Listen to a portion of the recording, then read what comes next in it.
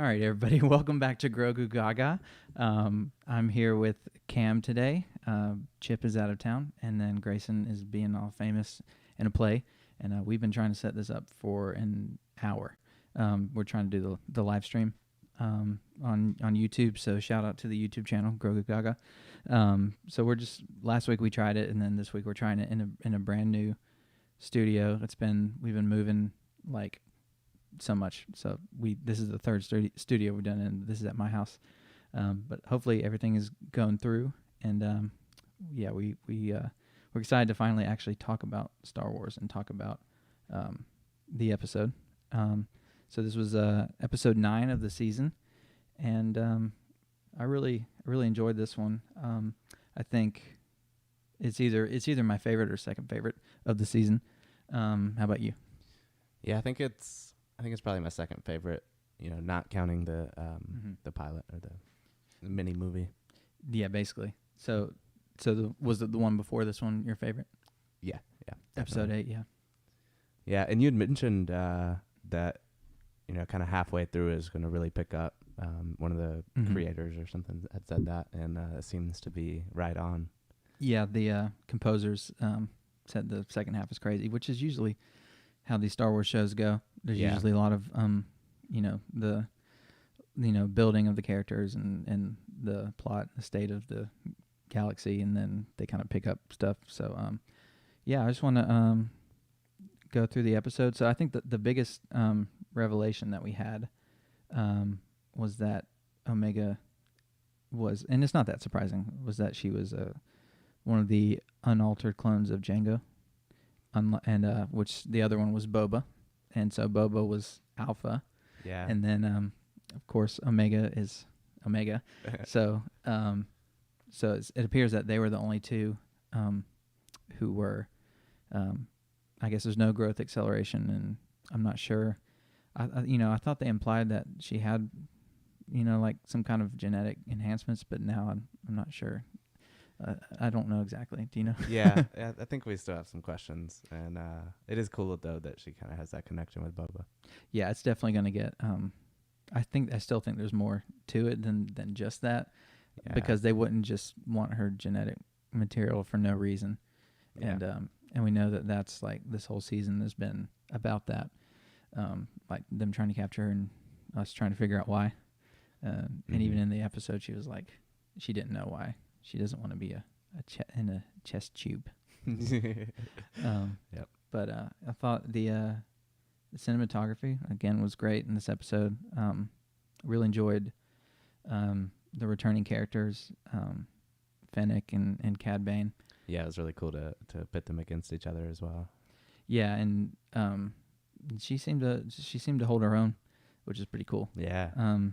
I didn't know what to expect from her, but it seems like she's going to be in Star Wars for the long haul. Yeah, they're really leaning into setting her up for something cool. Yeah, I mean, we know in Boba she's going to be in that, but I still feel like Boba is going to show up in the show, in the Bad Batch, and I think he'll show up in the Boba Fett show as well. That's a great theory. I mean, it's just, I know it's like one of those crazy Snoke theories, but I think he'll show up in the Boba series. But speaking of Snoke, there's a lot more clone references and test tubes, like you said. Right. So we'll. So that was the next big point. And I had mentioned to Cam before that I just saw something right before we started this, and so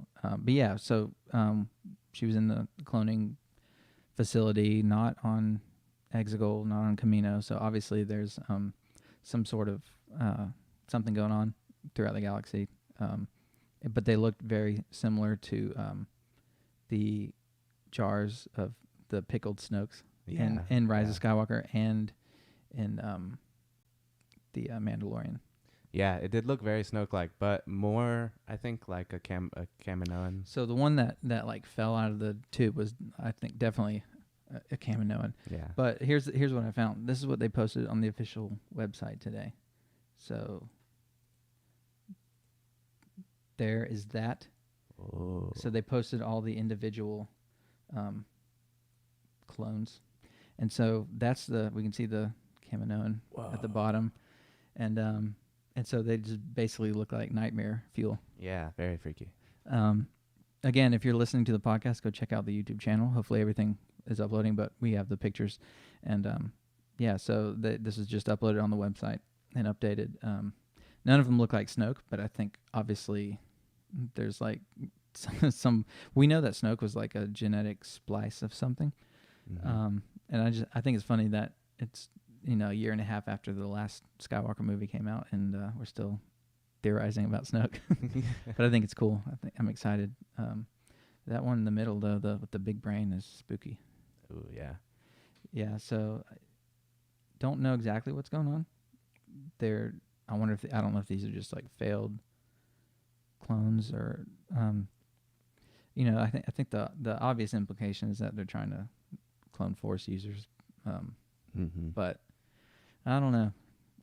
I think it's definitely setting up the overall Palpatine contingency plan.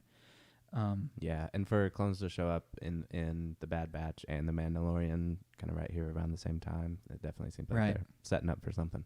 Yeah, exactly. Yeah, I mean, I think I see a lot of comments where people are like, oh no, they're not going to tie into the sequels, but it's too coincidental for them to have, the clone, the Snoke clone in Rise of Skywalker, the Mandalorian clone. They didn't show exactly what it was, but it still looked like Snoke to me. Yeah. And then of course the cloning here and all Palpatine. Yeah, and Palpatine using a clone, and I think to me it's obvious, and I don't know. I mean, not the exact details, but just the general idea that something that has something to do with Palpatine and his plans for surviving death, and then Snoke of course too. So. Mm-hmm. Do you still think that Omega is Force sensitive? Well, I did. I still think there's more to it. I don't know exactly what that is, but yeah, maybe they're thinking we'll forget that was kind of alluded to or foreshadowed or something. Like, she's like Boba. Yeah, and then they'll throw something in there. I kind of think they will do that. I think it'll be like. It's like, oh, okay, her origins are revealed. She's basically a clone of, she's basically Boba's sister. But I think there's more to it. I mean, I don't see any reason why they would need her, other than I guess maybe the fact that maybe the clones didn't have, the DNA was different, so they couldn't provide whatever they needed, whatever they're needing her for. But really curious to see what happens. So that's definitely setting up an overall plot. But then the next thing was Fennec showed up again, and then Fennec and Cad had their showdown, and which we kind of touched upon earlier. But she had she held her own pretty well, and and the setting for that battle was so cool, so spooky. Oh yeah, all the fog. Yeah, I thought it was like the everything about the cinematography was great, and so I think overall this is just one of my favorite episodes, and I am writing something on the screen. I think we talked. I think it was in the last episode about how good the water looked in the last couple episodes. Right. But they can do fog so well too, and they were using that whenever Rex kind of left. He kind of disappeared back into the fog too. Yeah. I thought they got the water. They got the elements down in the show, but Fennec killed Taun who was the one in Attack of the Clones, who was I guess friends with Boba and Jango, and that was when Boba was like, "Dad, Taun Wee's here," and and so she was the one. She was like the one that talked to Obi-Wan. And so basically she hadn't been in the show as far as I know, or if she was in the background. And they brought her back for this episode, and then just to kill her. Fennec killed her, and so just pour one out for Taun We. So I was kind of bummed, but they did the same thing with Bib Fortuna.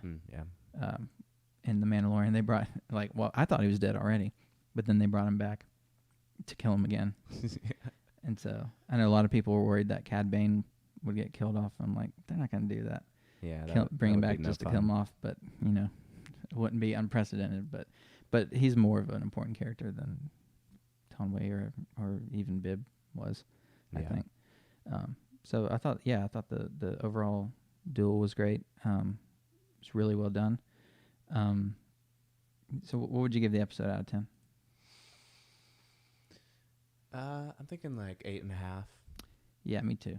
I think if I'm going consistent with the rest of the series, yeah, 8.5. Probably tied with the one before it. I just like, yeah, it's close though. I just like seeing like what's going on. Like I feel like we're getting to like an apex soon, like the culmination of everything.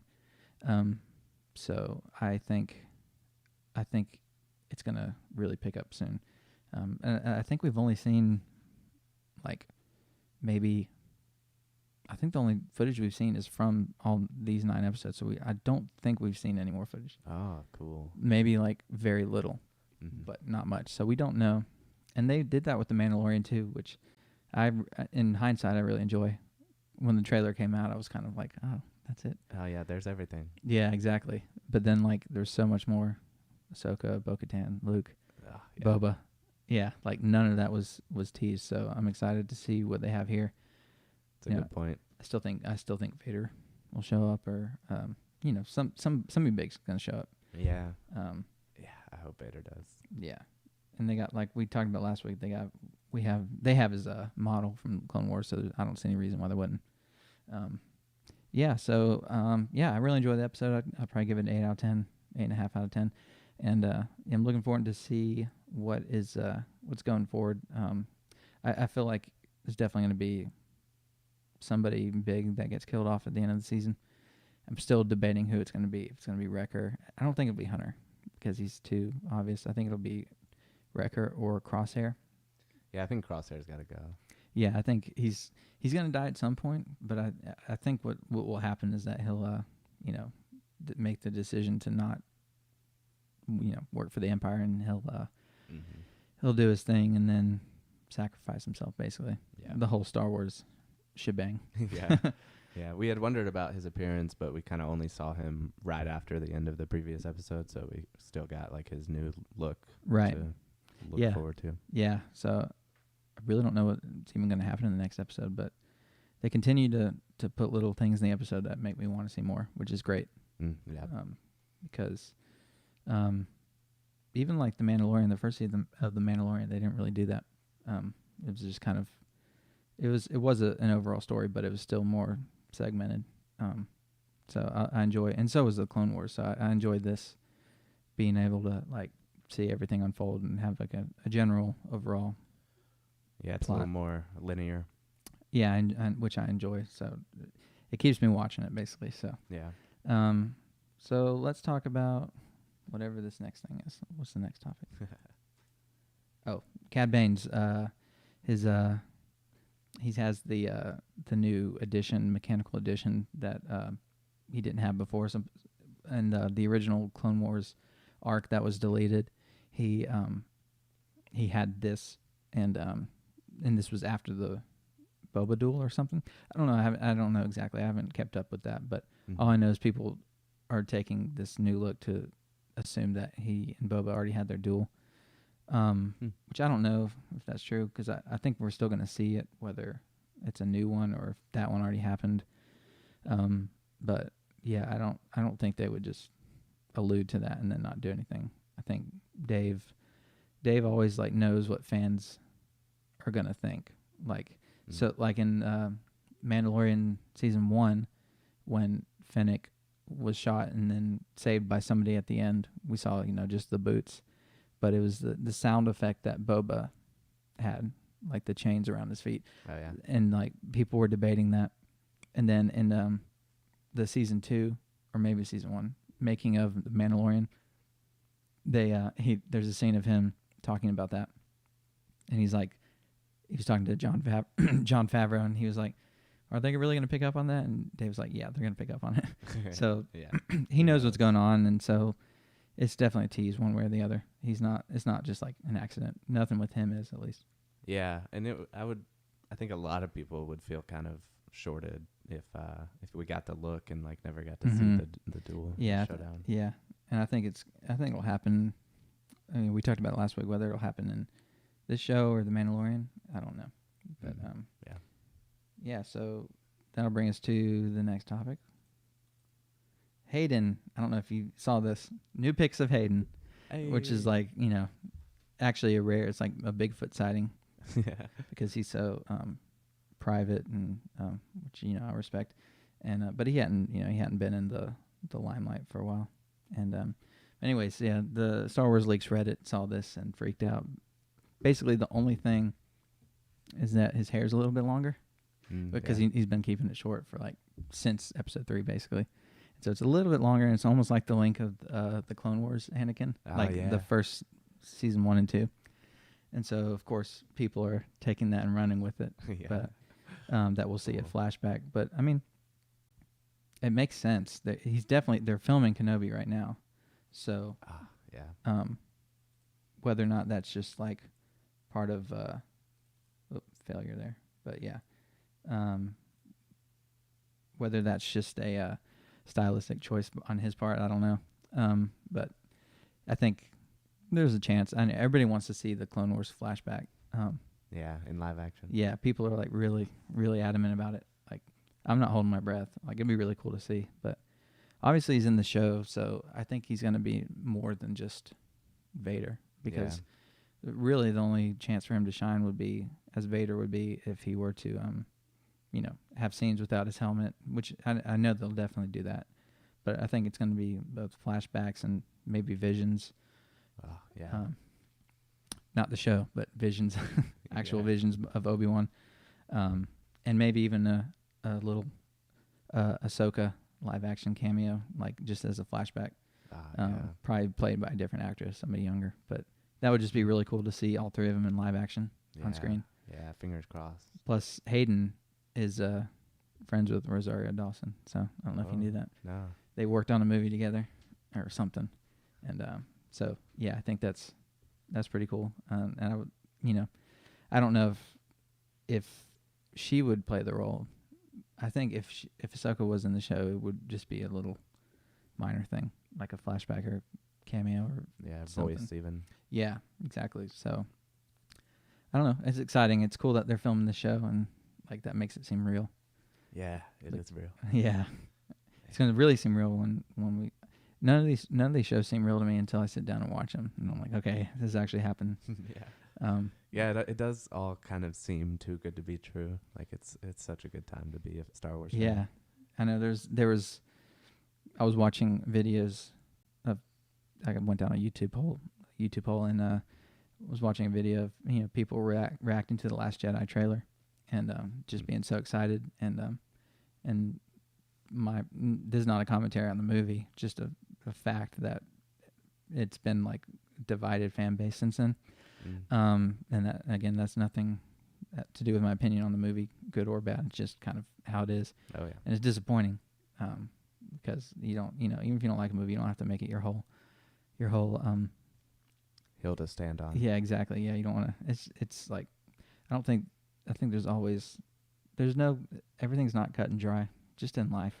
And like it's okay to like aspects of a movie and dislike other aspects, or not even like the whole movie, but not like just assume that it's all bad or whatever. But anyways, my point was that it was cool to see everybody so excited after episode 7 and just like really hyped about everything, and then it kind of went downhill, and now I feel like it's picking back up, even though there's still people who think they're gonna erase the sequels.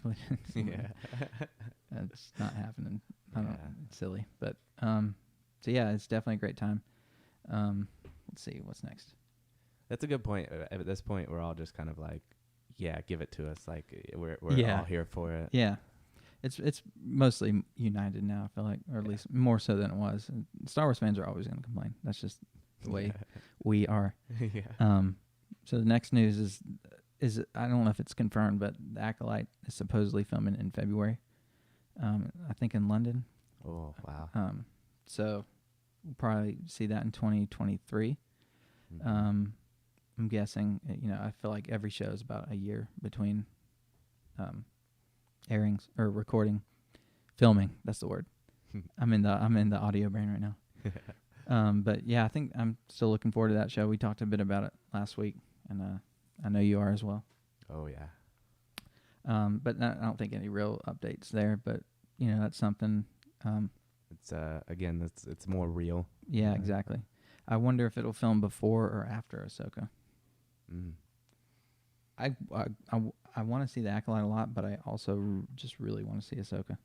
Yeah, especially after her episode in The Mandalorian. Yeah, it's just like that was a tease. I mean, it was great, but like, and then the whole Thrawn plotline with her. Yeah. So that's just like a thread I really want to see followed up, and then the Acolyte I'm super excited about, but I would rather see Ahsoka first. But yeah, me too. So I think just because of familiarity. Yeah, I don't know when they're filming Ahsoka, but they're filming.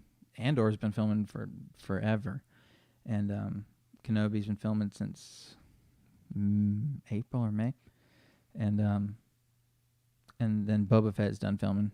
That was about 7 months, I think. So all these shows are about 6 or 7 months. So I don't see any reason why they couldn't start Ahsoka at the end of the year. Yeah. But we got a lot to hold us over. And also, I read that Boba's going to be more of a Mandalorian season 3 than we thought. Like, there's going to be more connections. The actress who plays Fennec said that she didn't even know that what she was filming was not The Mandalorian season 3 until she got on the set. Wow. I'm like, I don't know if that's just like you're not paying attention, or if it's like if that's just really just how like connected it's going to be, and it probably will be very similar. Yeah, and that makes sense for them to introduce it in The Mandalorian, kind of like they did the Bad Batch in Clone Wars. Yeah, so I think we'll see more of the Mandalorian threads a little bit. I don't think it'll be as focused on Din, but I he's going to show up, I'm sure. Man, and we don't even know. I don't know what's happening with Grogu. Like, obviously he's not forgotten, but like we don't know what's going to happen with him. We don't know when he's showing up again, or yeah. So I'm still holding out for the Luke and Ben show. That's my plug. By the way, Cam has a podcast if you like music called 2-Song Podcast, and check it out with him and his brother. But he always throws in references to a band we like, the Avett Brothers. So my reference will be the Luke and Ben show until that comes out. Oh, nice. And I'm still gonna, even if it comes out, I'll still like find a way to plug that. Yeah. That's just got to see that. And anyway, so yeah, that's that. And then a couple more topics to talk about. So this is from it's like a preview of the new High Republic thing, and basically the big takeaway was that Maz Kanata is gonna be in that. Oh wow! Because she's over 1,000 years old or something. Cool. And so I think that's fun. I thought when they first announced the show, I thought she might show up because we know. I mean, Yoda showed up, and we know Maz is actually older than Yoda, as far as I know. So. Not a surprise to see her, but I'm really looking forward to it. I actually was surprised that we didn't see her in Solo, because in The Force Awakens, obviously Han was the one that knew her. I thought it would have been a great connection. Yeah, I've wanted more about her. I've wanted to know more about her because she kind of showed up, and it seemed like we should know who she was. Yeah, right? Exactly. And then in the last two, she was just kind of there. Yeah, which is a bummer because, but I think she'll show up in other media. Maybe if they do a Solo 2 as a TV show, or the Crimson Dawn show or something like that, I'm sure she'll show up again. I just was surprised that she didn't show up in Solo, because I thought it would have made a great connection to the sequels and make it kind of feel more connected, like she wasn't just a new character. Yeah. Which obviously all these characters are new, but it's all about making it feel connected. But yeah, and I haven't really kept up with the High Republic, but I kind of check in here and there, and I think once the comics are done or the books, I don't really know how long this is lasting, but whenever it's done, I'll get like a full recap. But again, I'd love to see that in a cartoon or in Visions or something. Yeah, that'd be awesome. And then let's see. And so another topic was this was okay. So that's from the new Bounty Hunters comic, War of the Bounty Hunters, but it's also following up on the threads of the Vader comics. And so at the bottom is Sly Moore, who is Palpatine's like right hand woman, along with Masa Meda. She's the bald chick in the prequels, and so this was just a little hint of something to come. Seems like she is planning to overthrow Palpatine or do something with him. Cool. This is between episode 5 and 6, so between Empire and Return of the Jedi. And so she's dressed like, like an acolyte or a Sith or something. She's not a Sith, but that we know of. But she is Force sensitive, apparently. I didn't know that until recently. Yeah, I didn't know that. Which is cool. I mean, that would make sense that somebody like that would work for Palpatine, I guess. But at the same time, I feel like he would want somebody he could control. But he knows he's got everything under control. So, but yeah, they're teasing something that she's like, kind of planning to overthrow him or something. Which don't think that will end well. yeah, it can't. Personally, I think. I mean, I would love to see what could happen from this, and I wonder if, again, tying into the sequels, if this will be kind of like, and the books and the Aftermath books, there was a reference to the Acolytes of Beyond, and again, there's a show called The Acolyte coming out. So the Acolytes of the Beyond are kind of like dark side admirers, I guess, and like collectors and stuff. Oh, yeah. And so they like supposedly found Vader's lightsaber. I don't think that thread was ever followed on, though. There's a lot of loose threads, but that's Star Wars. Yeah, for real. So I don't know exactly what happened with that, but I just have to wonder if those acolytes, if they kind of became the Sith and Rise of Skywalker. What are they called? The Sith. Whoever's the ones on Exegol. Right. I can't say like loyalists, but Sith, yeah, something like that. I'm having a brain fart, but yeah, I'd love to see that kind of stuff though. There's a lot of like collectors and Sith obsessed people that in the Legends and kind of all that old stuff and right, yeah, I love that kind of thing. Sith Eternal, that's what they're called. Yeah. The secret Sith cult. Yeah, I'd love to know all about that. Yeah, I think maybe the Acolyte show will like be like obviously it's not set near the same time at all, but maybe there'll be a kind of connection there. Yeah, it'll ironically shed some light. Yeah, I think it will. Yeah, yeah. So and then even on Wikipedia, it has the Sith Eternal as connected with the Acolytes of the Beyond. So there's some connection there, but yeah, it just makes the way they're dressed. It makes me wonder if she's part of that, but also like, gonna betray him. She'd try to. She is Sly though. That's her name. Yeah. So I'm just curious to see where this goes. It's cool to see all this stuff. I enjoy comics, but a lot of people don't keep up with them. So I hope that these kind of storylines are fleshed out in other media. Yeah, and some of the loose ends tied up. That's just always a good thing. Yeah, but it's cool for the hardcore fans, I guess. But there's so much stuff, especially between 5 and 6, episode 5 and 6, that are kind of bridging the original trilogy with the sequels. But there's so much in there that like Luke's hand being used as a cloning thing. Just so many like big things that happen in the comics that would be a shame for people to not know. Yeah. But then at the same time, the comics wouldn't sell if nothing ever happened in there, I guess. Yeah, that's true. That's kind of the selling point of those. It's like here's all the facts for the real fans. Right, exactly. And then like Kira coming back to the show, or coming back to the series, and the Bounty Hunter series, which this series I haven't kept up with it too much, but the Bounty Hunter War of the Bounty Hunter series is pretty cool. We're also going to see Zuckuss, who is the bounty hunter that Leia dressed up as in Return of the Jedi.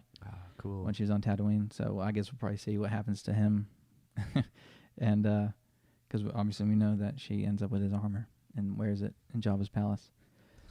So I think I think it's going to be a really cool series that unfolds. I think I have a lot. It'll flesh out a lot between 5 and 6, and it's only 1 year between episode 5 and 6, which is crazy to me. Whoa. Because in my mind, I've always thought that episode 4 and 5 seemed closer, and then 5 and 6 seemed mainly just because of the way that Luke changed. Yeah. So how much time is between? It's 3 years between 4 and 5, and then 1 year between 5 and 6. Whoa. Yeah. I'm with you. I wouldn't have guessed that. Yeah, but I guess like the fact that Han was, stolen or whatever, taken to Jabba, I guess it would have been like kind of not believable for it to be 3 years before they get him back. But yeah. So a lot is happening in this series and also the Vader series. So I think it's really cool to see this time period in canon. And it's cool to see the prequel characters connecting with the original trilogy, connecting with the sequel characters. I love when Star Wars does that. Yeah, filling in the gaps. Yeah, it just feels like, I don't know. I just really enjoy when things feel cohesive and connected and feel like, there's that everything. It just makes it feel more real when you have connections like that. So I'm looking forward to. I'm hoping to see more of that in the future. But yeah, I'm super excited for Bad Batch. Today's Monday, so we're gonna see it Friday at 3 a.m. our time, but basically it's staying up on a Thursday. So if you live anywhere else, you're probably lucky because it's probably a better time. Even if it's in the morning, it's probably better than 3. Ugh. Yeah. I didn't make it last week. I didn't either. It was actually the first one. It was the first time I didn't stay up to watch it. I was so tired. Yeah, that was such a good episode. Yeah, it was great. But then I had to watch it immediately when I woke up because I couldn't go on the internet. I knew I would see something because I follow too many Star Wars things. Yeah.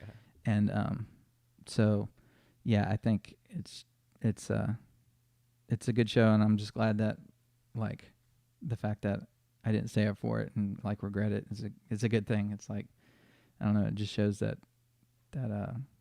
it's more than just a routine. I'm actually I didn't know when the show started out if it'd be something I stayed up till 3 a.m. for. Yeah. On everyone, but I have, other than that was literally the first one of the season.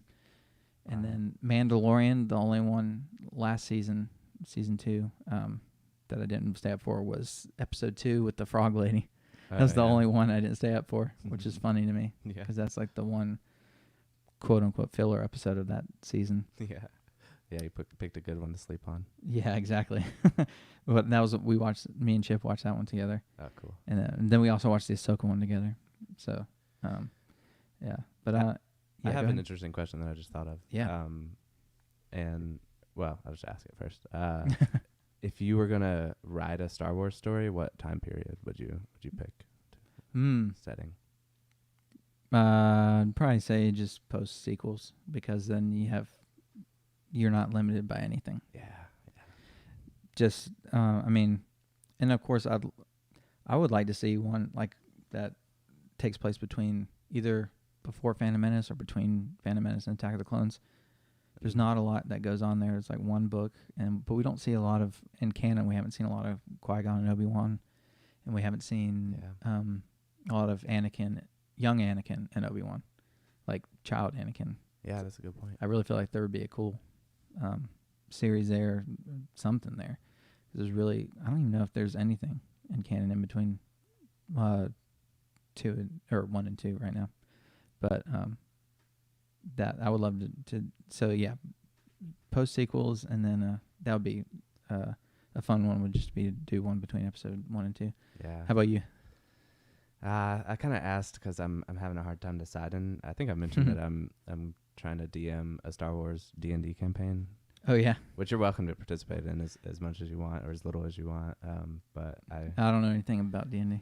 It's so much fun. And it's so easy. You don't have to know anything at all. Well, that's good. That's perfect for me. And you know so much about Star Wars that that's true. You could contribute, and you could be a Star Wars character. So that'd be fun. Yeah, I'd go with post sequels. I've thought about that as an option, or like some like ancient Sith or like really early Right. Jedi stuff. Basically Just anything, make up something. anything disconnected from the main saga, so you don't have to worry about really like stepping on any toes. Exactly. Yeah, I don't want to, because it's not going to be canon at all. So I don't want to like be borrowing too much and like taking liberties. And right. I can't imagine what they go through. As far as trying to keep everything cohesive and canon. Yeah, and that makes it okay that they threw out all the legend stuff. Like it makes sense. They just couldn't try to consider all that. Yeah, and you can't make like a good sequel trilogy without. I mean, I don't know how you would do that without rehashing something that's already happened, which just would not be interesting. Yeah. Even if you did like the old EU, and I liked a lot about it, and then disliked a lot about it too. So, I generally I enjoy the new canon more, but also that's because I'm watching it unfold. With the EU, I kind of grew up like having most of it done. Yeah. Like by the time I got into it, it had already been like 15 or 20 years probably 15 years of EU. Yeah. And so like it's not quite the same as experiencing it in real time and seeing these things unfold. Yeah, it would have been a lot more special to be around and like reading those books before there were audiobooks. And I know the director of The Acolyte said she read the Heir to the Empire trilogy, which is the first trilogy, first EU after Return of the Jedi. It's the first like quote unquote canon EU. Yeah. Of course, it was, George Lucas would say it was never canon, but at the time it was canon. Yeah. But I'm enjoying the new canon, but not being able to, if I could write something and not have to step on any toes or like worry about, fitting in, that's why I would pick post episode 9. Yeah, that's a good point. It's either like you go way before it so that you're not stepping on anything, or you go into Uncharted, into the future. Yeah, I would say into the future, just because like there's so much potential of like, because you just, go something, somebody bigger than Palpatine. Yeah. I mean, obviously, how do you follow up? Palpatine? I don't know. I mean, he's always been the big bad, but they're doing it with Marvel. They're gonna have somebody one up Thanos, and he's always been so that's what I really want to see like going forward, because now they can really step away from the Skywalker saga, but also like include some of the characters like Rey and Finn. Yeah, you mean Rey Skywalker? Rey Skywalker, yeah. The Skywalker saga, but not Rey Skywalker. She'll be. I would love to see a show with her. Yeah, me too. So yeah, I just feel like a future period would be so cool, and like supposedly Rogue Squadron is going to take place after 9, and I think the wording was kind of nebulous, but they said it's going to take you into the future era of Star Wars. So the future era, I mean, that could just be a new era, and that could be like, but I think the fact that they use future is very indicative of the fact that it'll probably be the future, like after 9. But yeah. Oh. I hope it is, and then we can get some Finn Ray Poe cameos. Yeah. I'm sure one of them will cameo in that show, honestly. Yeah. And to use era is, suggests like a specific like time frame, and because it has all kind of seemed like the future because the technology. Yeah, exactly. Yeah, now I'm getting too excited about something that might not happen for a long time. Yeah. I think right now they're really focusing on this gap between 6 and 7. Yeah. Which is cool, because I do want to see that. Oh, yeah. I think it's going to be a while before we see anything post episode 9, like really going hard to like the next, like episode 10, if they were to ever do that. I think it would be a while before we saw that. Yeah. Honestly, I don't see why they're gonna do it one day. Yeah. Like, I didn't think they would ever do 7, 8, 9, and they did. And they like money, and it might be a while, but I give it 5-10 years before we see episode 10. Yeah. Even if it's not called episode 10, still, like following up on. Yeah, a new trilogy. Yeah, exactly. But I would be fine if they didn't do the trilogy format anymore. Even though I enjoy it, but like, I felt like the sequels were kind of limited. Like episode 9 should have been 9 and 10, in my opinion. Yeah. I wish they. I kept saying they should do that just because, but Disney CEO wanted to get it out on time, and he didn't, before he retired. So yeah, that's what happened. But yeah, just so many new things. I can't even keep track of them, but I'm excited. But in the short term, I'm very excited for next episode of Bad Batch. Yeah, I know, and the whole season. Yeah, just finishing that, and then going to Visions and Bubba and so much. So, well, I think with that said, we will sign off, and we might, we'll see when Chip. I think Chip is out for a week or something. I don't remember what he said exactly, but we'll have him back, and if not, then me and Cam will do another one because I've enjoyed just talking about all this news. Every week there's something to talk about, even if it's something as silly as Hayden's hair being a little bit longer. Yeah, man, I love it. But yeah, thanks for tuning in, guys, and I hope to catch y'all next week, and may the Force be with you.